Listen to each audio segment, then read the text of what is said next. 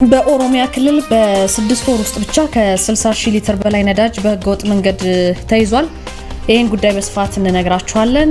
አማካይ የዶላር መግዣ ዋጋ 154 ብር ከ92 ሳንቲም ሆኖ ተመዘገበ። የኢትዮጵያ አየር መንገድ 9787 አውሮፕላኖችን ገዝቷል። እንነግራችኋለን። ደረጃውን ያልጠበቀ 13000 ኩንታል ህገወጥ የጨው ምርት በቁጥጥር ስር መዋሉ ተገልጿል። ከጉዳዩ ጋር 3 ተቋማት እርምጃ ተወስዶባቸዋል። ሰሙታላችሁ። በባህር ዳር ከተማ አሳዛኝ ዜና ተሰምቷል።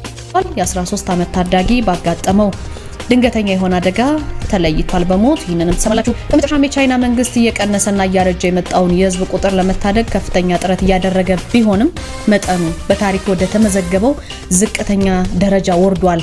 እንደምንውላችኋል። አሃዱ ኒውስ ኤንድ ፖለቲክስ የናንተው የመረጃ ቻናላችሁ ነው። ከዚህ በመቀጠል አጠራ አድርጌ ዕለታዊ መረጃዎችን ነግራችኋለሁ። ናርዶስ አለማየሁ ነኝ። የትም እንዳትሄዱ፣ ሰብስክራይብ ማድረጋችሁን አትርሱ።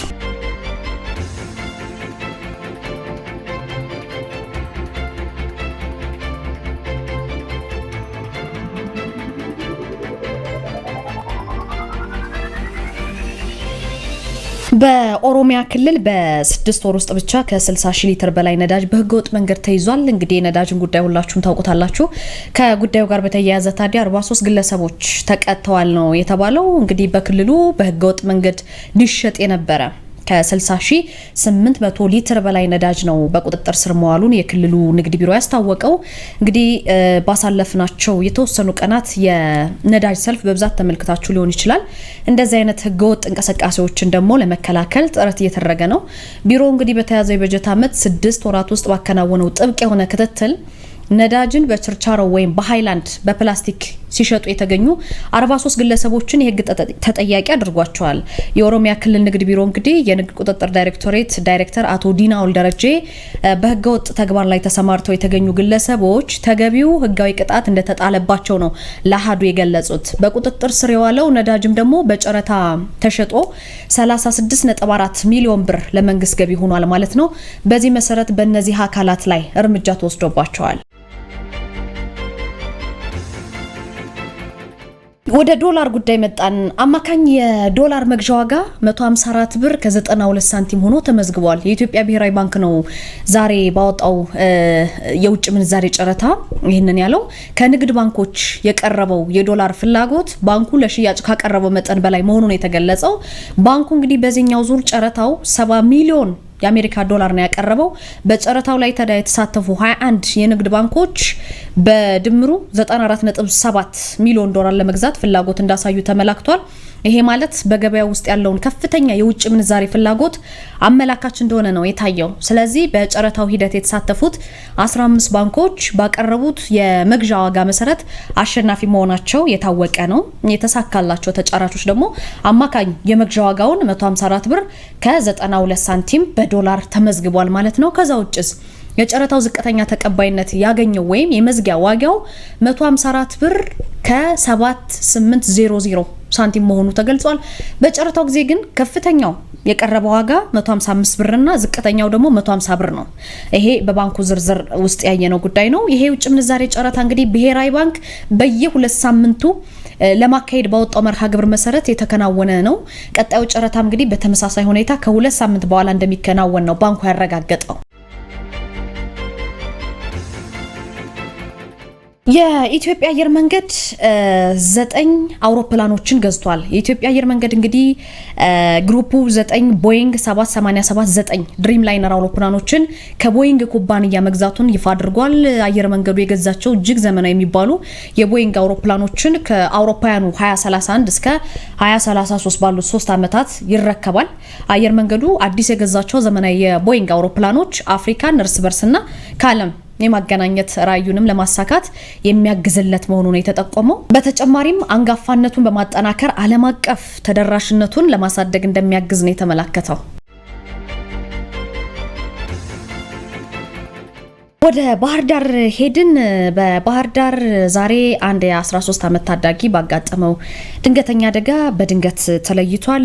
በባህር ዳር ከተማ የሚገኘው የመንበረ ስብሐት ቅድስት ሥላሴ ካቴድራል ሰንበት ትምህርት ቤት በታዳጊው ሳላምላክ አብዮት የተባለ ህፃን ልጅ ላይ ህልፈት ከፍተኛ ሀዘን ላይ መሆኑ ተሰምቷል። በካቴድራሉ እንግዲህ ማዕከላዊ ህፃናት ክፍል ውስጥ በንቃት ሲያገለግል የቆየ ታዳጊ ነው የምትመለከቱት። ታዳጊ ሳላምላክ አብዮት ማለት ነው። እንግዲህ በትክክል ይሄ መረጃ እስከምናጠናክር ድረስ ይሄ ነው የተባለ ትክክለኛ የአደጋው ምንጭ ባይታወቅም በድንገተኛ አደጋ ህይወቱ እንዳለፈ ግን ከቦታው የደረሰን መረጃ ያመላክታል። በ13 ዓመቱ ነው ከዚህ ዓለም ድካም ያረፈው። የታዳጊው ሽኝት መርሃ ግብርም ዛሬ በቀን 13 ወዳጅ ዘመዶቹ፣ የሰንበት ትምህርት ቤት ጓደኞቹ በተገኙበት በባህር ዳር መንበረ ስብሐት ቅድስት ሥላሴ ካቴድራል በጸሎተ ፍትሐት ይፈጸማል የተባለው። ደረጃውን ያልጠበቀ ወይም ጥራቱን ያልጠበቀ 13000 ኩንታል ህገወጥ የጨው ምርት በቁጥጥር ስር ውሏል። ከጉዳዩ ጋር በተያያዘ ደግሞ 3 ተቋማት እርምጃ ተወስዶባቸዋል። እንግዲህ ጨው ስትገዙ ብዙዎቻችሁ ጥንቃቄ ማድረግ እንዳለባችሁ በሚመለከታቸው አካላት በተደጋጋሚ ሲነገር የቆየ ጉዳይ ነው። ጨው እንግዲህ በቀጥታ ወደ ሰውነታችን የሚገባ ጥንቃቄ የሚያስፈልገው ጥራቱን አረጋግጠን መግዛት የሚጠበቅብን አንዱ የምግብ ግብአት ነው። የኢትዮጵያ ምግብና መድኃኒት ባለስልጣን እንግዲህ በሰዎች ላይ አደጋ ሊያስከትሉ የሚችሉና ደረጃቸውን ያልጠበቁ ጨው አምራቾች 3 ድርጅቶች ላይ እርምጃ ወስጃለሁ ነው ያለው። ባለስልጣኑ ከብሔራዊ መረጃና ደህንነት ጋር በመተባበር አከናወንኩት ባለው ጥብቅ ክትትል መሰረት በሸገር ከተማ ፉሪ ክፍለ ከተማ በሚገኙ አፋር፣ ኦፊዴር፣ ወለላና በሩዋቅ በተሰኙ ድርጅቶች መጋዘን የተከማቸ ከ13000 ኩንታል በላይ ህገወጥ የጨው ምርት ነው በቁጥጥር ስር የያዘው ማለት ነው። የባለስልጣኑ ምክትል ዳይሬክተር አቶ ነጋሽ ስሜ የተያዙት ምርቶች ጨው ማለት ነው የተቀመጠውን ብሔራዊ የአዮዲን ይዘት መስፈርት ከማያሟሉ ለምግብነት ከመቀረባቸው በፊት መከናወን ያለበት የማጠብና የማጽዳት ሂደት ያልተደረገላቸው ናቸው። እንግዲህ ይሄውን ወደ ህብረተሰቡ ቢሰራጭ ምን ያህል አደጋ ሊያስከትል እንደሚችል ታውቁታላችሁ እናንተ። ይሄ ምርቶቹ ለሰው ልጅ ጤና ጎጂ የሆኑ ባዕድ ነገሮችን ሊይዙ እንደሚችሉ አስረድተዋል። እሳቸው ደህንነቱና ጥራቱ የተረጋገጠ ምርት ግን ለህብረተሰቡ ተደራሽ እንዲሆን ሙሉ በሙሉና በከፊል የተቀነባበሩ ምርቶች ላይ ደግሞ የሚደረገው ክትትል ወይም ቁጥጥር ተጠናክሮም ይቀጥላል ነው የተባለው። ባለስልጣኑ እንደዚህ አይነት መሰል የክትትል ስራዎች በሌሎች ምርት ዘርፎች ላይም ከጸጥታ አካላት ጋር በመቀናጀት ለማከናወን ማቀዱን ነው የገለጸው። ህብረተሰቡም ደግሞ ለጤናው ሲል ጥንቃቄ በማድረግ ጥራቱ የተረጋገጠ ምርት ብቻ እንዲጠቀም ጥሪ ቀርቧል። እናንተም በየሱቁ ወይም እነዚህ ምርቶች በሚሸጡባቸው መደብሮች ላይ የባለስልጣኑ የጥራት ደረጃቸውን ያለፉና የተፈቀደላቸው የጨው ምርቶችን ብቻ እንድትገዙ መሆን አለበት። ህፃናት፣ ወጣቶች፣ አረጋውያን የሚጠቀሙት ለህብረተሰቡ የሚሰራጭ ነገር ስለሆነ ጨው የሚያመጣው ራሱን የቻለ ህመም፣ በሽታ ስላለ ጥራቱን የጠበቀ ምርት እንድትገዙ መልእክት ተላልፎላቸዋል። ወደ መጨረሻው መረጃ አለፍኩኝ። ወደ ቻይና እንሄዳለን። የቻይና መንግስት እየቀነሰና እያረጀ የመጣውን የህዝብ ቁጥር ለመታደግ ከፍተኛ ጥረት እያደረገ ቢሆንም መጠኑ በታሪክ ተመዝግቦ ወደ ዝቅተኛ ደረጃ መውረዱ ተሰምቷል። እንግዲህ የሀገሪቱ መንግስት እየቀነሰና እያረጀ የመጣውን የህዝብ ቁጥር ለመታደግ ከፍተኛ ጥረት እያደረገ ነው። በ2025 የወሊድ መጠኑ በታሪክ ወደ ተመዘገበው ዝቅተኛ ደረጃ ወርዷል። ይሄ ክስተት ቤጂንግ እየገጠማት ያለውን ጥልቅ የስነ ህዝብ ቀውስ አጉልቶ የሚያሳይ ነው የተባለው። ከ1950ዎቹ ጀምሮ ያለውን መረጃ እንግዲህ ባጠናከረው የዊንድ ኢንፎርሜሽን ሪፖርት መሰረት በ2025 የወሊድ መጠኑ በየ1000 ሰዎች ወደ 5.6 ዝቅ ብሏል የህዝብ መጠን። ይሄ ማለት በ2023 ከነበረው 6.4 ጋር ሲነጻጸር ቅናሽ ያሳየ ማለት ነው። ከሰሞኑ የስታቲስቲክስ ቢሮ ይፋ ባደረገው መረጃ ስንመለከት ባለፈው አመት የተወለዱት ህጻናት ቁጥር 7.9 ሚሊዮን ብቻ ነው። ይሄ ካምናው 9.5 ሚሊዮን ጋር ሲነጻጸር የከፋ ቅናሽ ነው ማለት ነው። ይሄ በሀገር ደረጃ ህዝብ በመቀነሱ አሳሳቢ እንዳደረገው ነው የተገለጸው። ቻይና እንግዲህ ጥብቅ የነበረውን የአንድ ልጅ ፖሊሲ ካላላችሁ ወደ 10 አመታት ቢጠጉም የወሊድ መጠኑ ማሽቆልቆሉን ቀጥሏል። ለአንድ ቤተሰብ አንድ ልጅ ነበረ የተባለው። በ2024 እንግዲህ የድራጎን አመት ተብሎ በሚታሰበው እንዲሁም ደግሞ ልጅ ለመውለድ እንደ መልካም እድል በሚቆጠረው ባህላዊ ጊዜ መጠነኛ ጭማሪ ታይቶ የነበረ ነው። የዚህ ክስተት ተጽዕኖ ሲያበቃ ግን አሃዙ ተመልሶ ዝቅ አለ ማለት ነው። ይሄ አሳሳቢ አድርጎታል የቻይናን ህዝብ። የኢኮኖሚስት ኢንተለጀንስ ዩኒት ዋና ኢኮኖሚስት እንዳሉት ደግሞ ምንም አይነት ትልቅ ቀውስ በሌለበት ሁኔታ የቁጥሩ እንዲህ በፍጥነት መቀነስ ለኛ አስደንጋጭ ነው ብለዋል። የልጆች አለመወለድ ወጣቶች በኢኮኖሚ ጫናና በስራ ቦታ ባለው ከፍተኛ ውድድር ምክንያት ጋብቻና ልጅ መውለድን እያራዘሙ ሌላ ጊዜ ቀጣይ ዓመት እያሉ እያራዘሙ መሆናቸው ለችግሩ ወይም ለህዝብ መቀነስ በምክንያት ተጠቅሷል። የቻይና ፖሊሲ አውጪዎች ደግሞ ችግሩን ለመቅረፍ የሚከተሉትን እርምጃዎች ወስደዋል ነው የተባለው። የገንዘብ ሽልማት ከ3 ዓመት በታች ለሆኑ ህጻናት ቤተሰቦች የግብር ቅናሽ ይደረጋል። እንዲሁም ደግሞ የወሊድ ፈቃድን በ2024 ከነበረበት 98 ቀናት ወደ 158 ቀናት ማራዘም ነው። ይሁንና የሀገሪቱ አጠቃላይ የህዝብ ቁጥር ለተከታታይ 4ኛ ዓመት መቀነሱን ያሳየ ሲሆን የአረጋውያን ቁጥር ድርሻ ደግሞ ከ22% ወደ 23% አድጓል። ኢኮኖሚስቶች ደግሞ ማስጠንቀቂያ እንደሰጡት ከሆነ አዲስ የሚወለዱ ህጻናት ቁጥር መቀነስ ማለት ወደፊት የሚኖረው የሰው ኃይል ይቀንሳል ማለት ነው በሚል አሳስቧቸዋል። የልጆች አለመወለድ ይሄ በፍጥነት እያደገ የሚመጣውን ጥሮተኛ ለመደገፍ አስቸጋሪ ስለሚሆን በጥሮታ ስርዓቱ ላይ ከፍተኛ ጫና ከመፍጠሩ በላይ የወደፊት የገበያ ተፈላጊነትን አዛብቶ ኢኮኖሚያዊ አደጋ ሊያስከትል ይችላል ብሏል። በዚህ መሰረት በቻይና የመጣው የህዝብ ቁጥር መቀነስ አሳስቧቸዋል ማለት ነው። ውድ ቤተሰቦቻችን ከኔ ጋር የነበረን መረጃ ይመስል ነበር። ከአሀዱ ሬዲዮ ሌሎችን አዳዲስ መረጃዎችን ሰማላችሁ። እኔ ናርዶስ አለማየሁ ነበርኩ። በያላችሁበት ጥሩ ጊዜ ይሁንላችሁ። ዓለም ስራ ዘውዱ ቴክኒኩ ላይ ያለች ህይወቴ ጌትነት ማለዳውን እያስፈጸመችና የእናንተን የውድ ቤተሰቦቻችን መልእክቶች እያስተናገደች ትገኛለች። እኔ ክብሮም ወርቁ ነኝ። አሁን አንኳር ዘገባዎቹን አስቀድማል። የብዙሃን መገናኛዎች የህገ መንግስቱን ጥንካሬና ድክመት አግሉቶ የማሳየት ክፍተት እንዳለባቸው ተገለጸ። የኢትዮጵያ መገናኛ ብዙሃን የሀገሪቱን ህገ መንግስት በተገቢው መንገድ ለማህበረሰቡ ከማስገንዘብና የህግ የበላይነትን ከማስፈን አንጻር ሰፊ የቤት ስራ እንደሚጠብቃቸው የፌዴራሊዝምና ህገ መንግስት አስተምሮ ማዕከል ነው ያስታወቀው።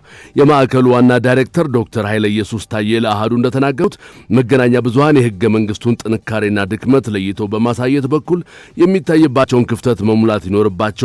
የፌዴራል ስርዓት ከህገ መንግስቱ የሚመነጭ መሆኑን የጠቀሱት ዋና ዳይሬክተሩ ስርዓቱ የራሱ የሆኑ ደካማ ጎኖች እንዳሉትና እነዚህን ችግሮች ለመፍታትም የብዙሃን መገናኛ አማራጮች የፌዴራሊዝም ትክክለኛ ምንነት በማስረዳት ረገድ ግንባር ቀደም ሚና መጫወት እንዳለባቸውም አሳስበዋል። መገናኛ ብዙሃን ማህበረሰቡ ንቃተ ህገ መንግስቱ ያደገ እንዲሆን አስተሳሰቡ ፌዴራል አስተሳሰቡ ዳበረ እንዲሆን ስራ እየሰሩ ነው የሚለው ነገር ነው ትልቁ ፖይንት። ኢቭን ያለውን ህገ መንግስት በጎጎኑን እጥረቱን በደንብ ለይቶ ማቅረብ ማስተማር ይጠይቃል። እየሰራ ነው ወይ? አንደኛ ያነው አሁን የምንጠብቀው ፌዴራል ስርዓቱም እዛው ከህገ መንግስቱ የሚመነጭ ነው። ዞሮ ህገ መንግስት ከሌለ ፌዴራል ስርዓቱ የለማ። ፌዴራል ስርዓቱም እንደዚሁ ተዋጣለት አይደለም። ብዙ ችግሮች አሉት። በጥናት የተለዩ ብዙ መስተካከል ያለባቸው ችግሮች አሉ። እኛም የምንላቸውም አሉ። ግን ያንን መጀመሪያ ፌዴራል ስርዓት ምንድን ነው የሚለውን ከፍልስፍናው ጀምሮ ለማህበረሰቡ የማድረስ ጉዳይ አለ ወይ የለም። ዝም ብለን ችግር ሲፈጠር ያችመዘህ ለፌዴራል ስርዓቱ መስጠት ነው። የመደበኛ ሚዲያው እንኳን እንደዛ ብዙ የሚለም በተለይ ዩቲዩብ ምናምን ላይ እንደዛ ነው ብዙ መደበኛ ሚዲያው እንኳን እንደዛ ብዙ አያደርግም። ያው ግን ያ ችግሩ ምንጩ ምንድነው የሚለው በትክክል አለበት። የፌዴራል ስርዓቱ ችግር ከሆነም በትክክል በግልጽ መነገር አለበት። ይሄ ስለሆነ ነው ተብሎ ለዛ ነው። ስለዚህ እዛ ጋር እንደተባለው ሶስተኛ መንግስት የሚሆኑ ይሄን ሲያስተምሩ ማህበረሰቡ ንቃተ ህገ መንግስቱ አድርጎ እኮ ማህበረሰቡ ጠያቂ ሲሆን ነው። ድልድይ እኮ ነው መገናኛ ብዙሃን ድልድይ ነው። በሁለቱ ማህበረሰብና በዛ በኩል ድልድይ ነው። ይሄ እንዲሆን ደግሞ መገናኛ ብዙሃን ዛመልክ መስራት ያስፈልጋል። በተለይ ማህበራዊ ሚዲያው በኢትዮጵያ ለሚከሰቱ ችግሮች ሁሉ ተጠያቂው የፌዴራሊዝም ስርዓቱና የፌዴራል መንግስቱ እንደሆኑ አድርጎ የማቅረብ ዝንባሌ እንደሚታይበት ዶክተር ኃይለ ኢየሱስ ጠቁመዋል። የብዙሃን መገናኛ በህዝብና በመንግስት መካከል እንደ ድልድይ የሚያገለግሉ በመሆናቸው በዘንድሮ የብሔር ብሔረሰቦች ቀን አከባበር ላይ የታየው የተሻለ እንቅስቃሴ ተጠናክሮ ሊቀጥል እንደሚገባም ተመላክቷል። በኦሮሚያ ክልል በ6 ወራት ውስጥ ከ60 ሺህ ሊትር በላይ ነዳጅ በህገወጥ መንገድ ሲዘዋወር መያዙ ተገለጸ። ከጉዳዩ ጋር በተያያዘም 43 ግለሰቦች ተቀጥተዋል ተብሏል። በኦሮሚያ ክልል በህገወጥ መንገድ ሊሸጥ የነበረ ከ60,800 ሊትር በላይ ነዳጅ በቁጥጥር ስር መዋሉን የክልሉ ንግድ ቢሮ ነው ያስታወቀው። ቢሮው በተያዘው የበጀት ዓመት 6 ወራት ውስጥ ባከናወነው ጥብቅ ክትትል ነዳጅን በችርቻሮ ወይም በሃይላንድ ፕላስቲክ ሲሸጡ የተገኙ 43 ግለሰቦችን የህግ ተጠያቂ ማስጠንቀቂያ አድርጓል።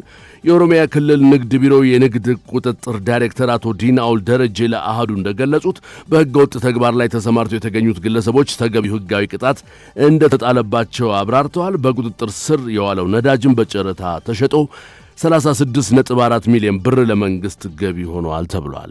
ከዚህ በፊት እንደምታውቀው ህገወጥ በጣም ነበር የሚበዛው። በዚህ ዓመት በዚህ 6 ወር ከበአብዛኛው በጣም ቀንሷል ማለት ይቻላል። ሆኖም ግን ህገወጥ የሚንቀሳቀሱ ነዳጅ ወደ 60,802 ሊትር የሚሆን ቁጥጥር አድርገናል። እነሱም በነዳጅ በማዝበጣ ሳይሆን በሽፍቼን ምናምን የሚንቀሳቀሱ ናቸው። ከባለፈው ዓመት ጋር ሲነጻጸር ጥሩ ነው ማለት ይቻላል። ከነዳጅ ጋር አስመስሎ አንደኛ ያለው እንዳለ መንግስት ይወርሳል፣ ቁጥጥር ስር ይውላል። አሁን ያነሳሁት በሊትር ወደ 60,802 ያልኩት ለመንግስት ተሽጦ ገቢ እንዲሆን ወደ 36.4 ሚሊዮን የሚሆነው ለመንግስት ገቢ እንዲሆን ተደርጓል። ሁለተኛ እዚህ ላይ እጃቸው ያለበት የሚባለው ወደ 40 ሰዎች ሰውና በህግ ቃል አውጥተው በህግ እንዲዳኝ ተደርጓል ማለት ነው። በተጨማሪም በክልሉ የሚስተዋለው ህገወጥ የነዳጅ ግብይት ካለፈው ዓመት ጋር ሲነጻጸር ቅናሽ አሳይቷል ብለዋል። እንዲህ ያሉ ህገወጥ እንቅስቃሴዎች ለነዳጅ እጥረትና ለዋጋ ግሽበት ዋነኛ መንስኤ መሆናቸውን አስታውሰው በተመሳሳይ ህገወጥ ተግባር የሚሳተፉ አካላት ከድርጊታቸው እንዲታቀቡ፣ ማህበረሰቡም ህገወጥ ድርጊቶችን ሲመለከት ጥቆማ በመስጠት እንዲተባበርም ጠይቀዋል። የቅዱስ ያሬድ የምርምርና የልህቀት ማዕከልን ግንባታ ለማስጀመር ጥረት እየተደረገ ነው ተባለ። በሰሜን ጎንደር ራስ ዳሸን ተራራ ስር በሚገኘው ደብረ ሐዊ ቅዱስ ያሬድ አንድነት ገዳም ሊገነባ የታቀደው የቅዱስ ያሬድ የምርምርና የልህቀት ማዕከል ግንባታን ለማስጀመር የቅድመ ዝግጅት ሥራዎች እየተከናወኑ እንደሆነ ተገልጿል። የዜማ ሊቁ ቅዱስ ያሬድ ባስተማረበትና በተሰወረበት በዚህ ታሪካዊ ስፍራ የሚገነባው ግዙፍ ማዕከል የቅዱስ ያሬድን የጥበብ አሻራ ለዓለም ለማስተዋወቅ ያለመ መሆኑን ተመላክቷል። የፕሮጀክቱን ዲዛይን የነደፈው ስካይላይን አማካሪ አርኪቴክቶችና መሐንዲሶች ተቋም ዋና አርኪቴክት መኮንን ወርቁ እንደገለጹት ግንባታው የሚካሄድበት ስፍራ መልክዓ ምድራዊ አቀማመጥ አስቸጋሪ በመሆኑ ወደ ቦታው የሚያደርስ የመንገድ ግንባታ ቀዳሚው ተግባር ሆኗል። ከዚህ ቀደም ፕሮጀክቱ ይፋ ሲደረግ 3 ቢሊዮን ብር እንደሚፈጅ መገለጹን ያስታወሱት አርኪቴክቱ አሁን ላይ ከማዕከሉ ክፍሎች መካከል የትኛው ቅድሚያ ተሰጥቶት ይጀመር የሚለውን ለመለየት ዝርዝር ጥናቶች እየተከናወኑ መሆኑንም ጠቁመዋል።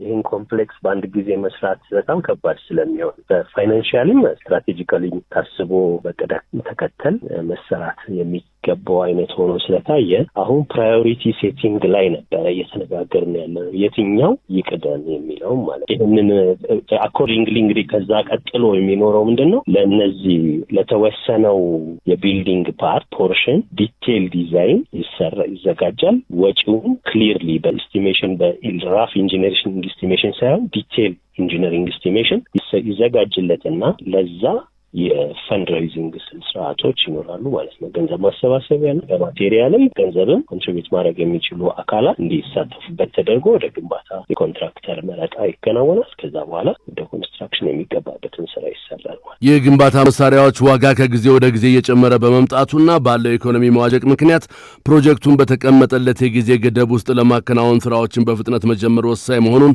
አርኪቴክት መኮንን አሳስበዋል። በሌላ በኩል ለማዕከሉ ግንባታ የተቋቋመው ኮሚቴ አባል አቶ ያሬድ መርኔ ከግንባታው ክፍሎች መካከል የአብነት ትምህርት ቤቱ ቅድሚያ እንዲሰጠው ሐሳብ መቅረቡን ተናግረዋል። ለፕሮጀክቱ የሚሆን ገቢ ለማሰባሰብ የቅዱስ ያሬድ ቤተሰብ በሚል ስያሜ 13 አባላትን ያቀፈ ኮሚቴ ቢቋቋምም እስካሁን ግን የሚፈለገው የገቢ ማሰባሰብ ስራ አለመጀመሩን ገልጸዋል። እንደ አቶ ያሬድ ገለጻም 4 ሚሊዮን ፈቃደኛ ሰዎች በአመት 1200 ብር ብቻ ለህንጻው መሰሪያ ቢያበረክቱ የአብነት ትምህርት ቤቱን ግንባታ ወጪ በቀላሉ መሸፈን ይቻላል ብለዋል። በፌዝ ነው ልንሰራ መጀመሪያም እቅዳችንና አሁን የመጀመሪያ ፌዝ ልናደርግ የፈለግነው አብነት ትምህርት ቤቱን ነው። በአብነት ትምህርት ቤቱ ላይ ወደ 13 የገቢ ማሰባሰቢ ኮሚቴ ተዋቅሮ የቅዱስ ያሬድ ቤተሰብ በሚል ከልመና ነጻ በሆነ ገቢ አሰባሰብ ፕሮግራም አድርገን አሁን የቅዱስ ያሬድ ቤተሰብ እስከ የኢትዮጵያ ቤተክርስቲያን አማኞች ክርስቲያኖቹ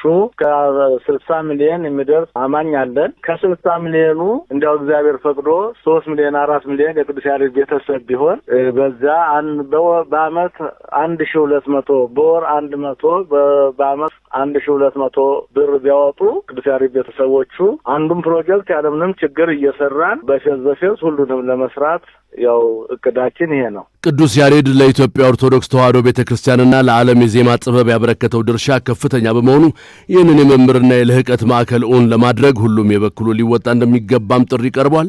ፕሮጀክቱን ለዓለም አቀፉ ማህበረሰብ ለማስተዋወቅ የሚያስችል ድረገጽ መበልጸጉንም የገለጹት የኮሚቴው አባል ማዕከሉ የአብነት ትምህርት ቤትን፣ ሚውዚየምን፣ ቤተ መጻሕፍትንና የጥናት ማዕከላትን አካቶ የያዘ በመሆኑ ለሀገር ገጽታ ግንባታም ትልቅ ፋይዳ ይኖረዋል የሚል እምነታቸውን ገልጸዋል። የቅዱስ ያሬድ የዜማ ስልቶች የተባበሩት መንግስታት ድርጅት የሳይንስ የትምህርትና የባህል ማዕከል የማይዳሰሱ የዓለም ቅርሶች ዝርዝር ውስጥ እንዲካተቱ የሚረዱ ጥናታዊ ሰነዶችን ለማዘጋጀት እንዲህ ያሉ ማዕከላት መገንባታቸው እንደ ግብዓት እንደሚወሰድም የዘርፉ ምሁራን በተደጋጋሚ ይገልጻሉ።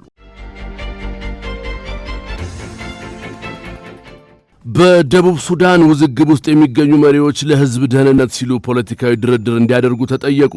የደቡብ ሱዳን መሪዎች ግጭቱን በአስቸኳይ እንዲያቆሙ፣ ውጥረቱን እንዲያስቆሙ እንዲሁም በሰላም ስምምነቱ ማዕቀፍ ስር ሁሉን አቀፍ ውይይት እንዲያደርጉ ሲል የተባበሩት መንግስታት ድርጅት አሳስቧል። አሁን ያለው ቀውስ እንዳይባባስና የደቡብ ሱዳን ህዝብ የሚገባውን ሰላምና ብልጽግና በመጨረሻ እንዲያሳካም ለማድረግ ጠንካራ አመራር እንዲሁም ቆራጥና ስምምነት ላይ የተመሰረተ እርምጃ ከመቼውም ጊዜ በበለጠ አሁን ያስፈልጋል ሲል ድርጅቱ ጥሪ አቅርበዋል። በሀገሪቱ ከባለፈው ወር መጨረሻ ጀምሮ ከ180 ሺህ በላይ ሰዎች በተለይም ሴቶች፣ ሕፃናትና አዛውንቶች ከመኖሪያ ቀያቸው መፈናቀላቸው ታውቋል። ከአውሮፓውያኑ 2018 ጀምሮ በተፈጠረ የፖለቲካ አለመረጋጋት ምርጫ ለማድረግ ተግዳሮት ሆኖ እስካሁን ደርሷል። በዚህም ሀገሪቷን እያስተዳደረ የሚገኘው የሳልቫኪር መንግስት ከፍተኛ የሆነ ተቃውሞውን እያስተናገደ ቀጥሏል። ዘገባው የራዲዮ ታማጆስ ነው። ኔቶ ከሩሲያ ጋር ወደ ጦርነት ለመግባት እየተዘጋጀ ነው ሲሉ የሩሲያ የውጭ ጉዳይ ሚኒስትር አስታወቁ። ጦሩን ራሱን ጥምር ጦር ብሎ የሚጠራው ኔቶ ከሞስኮ ጋር ወደ ጦርነት ለመግባት እየተዘጋጀ ነው ሲሉ የሩሲያ የውጭ ጉዳይ ሚኒስትር ሰርጌይ ላቭሮቭ ናቸው ያስታወቁት። ላቭሮቭ የአውሮፓውያኑ 2025ን የሩሲያ ዲፕሎማሲያዊ እንቅስቃሴዎችን ውጤት አስመልክተው በሰጡት ጋዜጣዊ መግለጫ ላይ የአውሮፓ ህብረት የውጭ ጉዳይ ፖሊሲ ኃላፊ ካጃ ካላስና የአውሮፓ ኮሚሽን ፕሬዚዳንት ኡርሱላ ቫን ደር ሌየን ያሉ ሌሎች ፖለቲከኞች ማለትም የጀርመን የፈረንሳይና የእንግሊዝ መሪዎች ከሩሲያ ጋር ወደ ጦርነት ለመግባት እየመከሩ ነው ሲሉ ክስ አቅርበዋል። የዩክሬንን ጦርነት ቀድመው የፈበረኩት ምዕራባውያን ናቸው ሲሉ የከሰሱት ላቭሮቭ አሁንም በቀጥታ ከሩሲያ ጋር ወደ ጦርነት ሊገቡ እየመከሩ መሆኑን መረጃው አለን ብለዋል። ሩሲያ በውጭ ሀገራት ላይ ጥቃት የመክፈት ምንም ፍላጎት የላትም ሲሉ የተናገሩት ሚኒስትሩ ሆኖም ጥቃት ሊከፍትባት የሚፈልግ ኃይል ካለ ግን ራሷን ትከላከላለች ነው ያሉት። ዘገባው የሮይተርስ ነው።